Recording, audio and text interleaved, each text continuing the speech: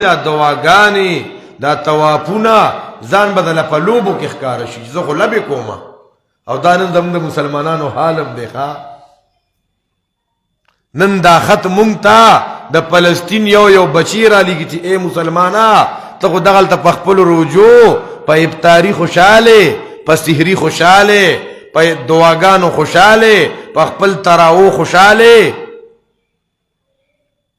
خو زمونږ حال وي نه کنه اے مسلمانانو تاسو خو روجمات په څه باندې کوئ په هغه څیزونو روجمات کوئ چې هم دا یهود او دا اسرائیل د دې د کپنو جوړ شوي څیزونه دي راشئ زمونږ حال وګورئ په مونږ خو دا یهودیان لبې کوي نن دا خط د فلسطین د هر یو تن هر مسلمان ته دا خط رالیږلی دی یا عابد الحرمین لو ابصرتنا لعلمت انك في العبادة تلعب او نن کا په تمام دنیا کې د تمام اسلامی لیډران او کمرانان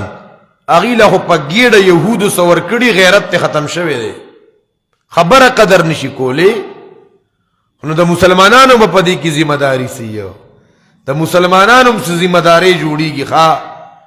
یو ذمہ داری دا جوړيږي چې د هر مسلمان د دنیا د هر مسلمان چې داغه دا جذبه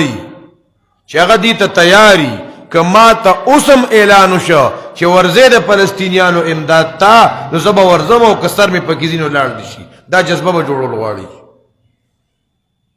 اسې د خپل خبرې نه چې دنه ذهنن دې تیاری که اوسم ما ته لار ملو شو او مکمل او شو نو چې زه د فلسطینیانو تعاون ته د مسجد اقصی حفاظت ته زه تیار یم یو بدا جذبه پړ کی دویم دا محترمو زمونږ وس کې دادی چې دعاګانې وکړو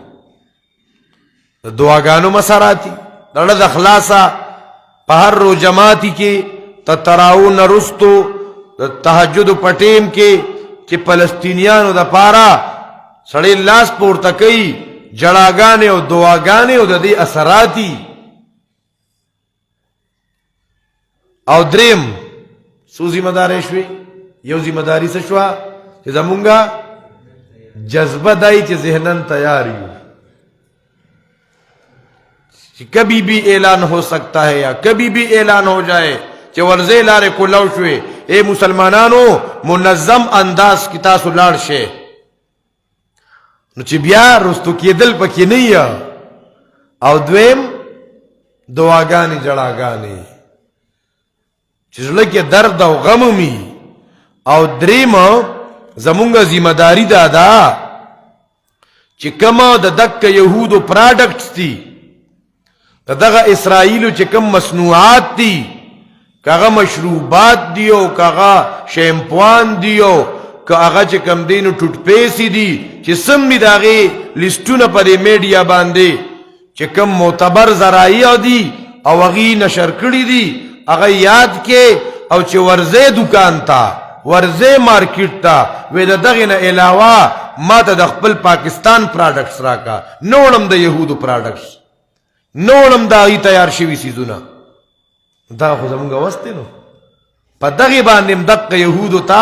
غټ نقصان او تاوان رسی اے اگر چې تا ته پکې ګټه ډیر ده او اغي ته پکې ګټه کم ده اغي ته پکې کم فیصد ګټه ملاويږي تا ته پکې ډیر فیصدي ملاويږي دغه لګه ګټه مغي ته موړه نو دا خو زما استاد واس د لاندې ده کنه ورزه ارز ټورته چې ورزه ار کم یو سیس چراله و ما ته اغه راکا چې د يهوديانو د کپنو نه ښه چې مسلمان دام نه کین دا مسلمان پسی دا وګورا الته فوزیل بن عیاض طوافونه کوي دعاګانې جړاګانې کوي په حرم کې ابن مبارک رحمت الله تعالی علیه اول د میدان نه خط لیږي چې یا عابد الحرمین لو ابصرتنا لعلمت انك في العباده تلعب اے په حرمینو کې عبادت کوونکیا کتا زمونږ دا حال ولید تا تب پتو لگی تب پوشی چی تو مڑ پا عبادت کے لبی کے ولی من کان یغضب خده بدموعه فنهورنا بدمائنا تتخذبو زکا دا چا دا اننگی چی دی کنا دا پا اوخ کو باندے لام دو دی جاڑی پا حرم کے ابتاری کے ناز دی دوا کئی اننگی پا اوخ کو باندے لام دو دی فنحورنا بدمائنا تتخذبو زمون خو گریوانونا پا وینو باندے سر دی اللہ اکبر او کان یطعب خیلہو پی باطلن سوک داسی چی خپل اس پا چکر بانز غلیا پا خیولنا یوم السبیحت تتعبو او زمون اسونا سار وقتی کی پا دشمن بانے عملے کیا التستری کیگی ریح العبیر لکم ونحن عبیرنا رحج السنابک والغبار الاتیبو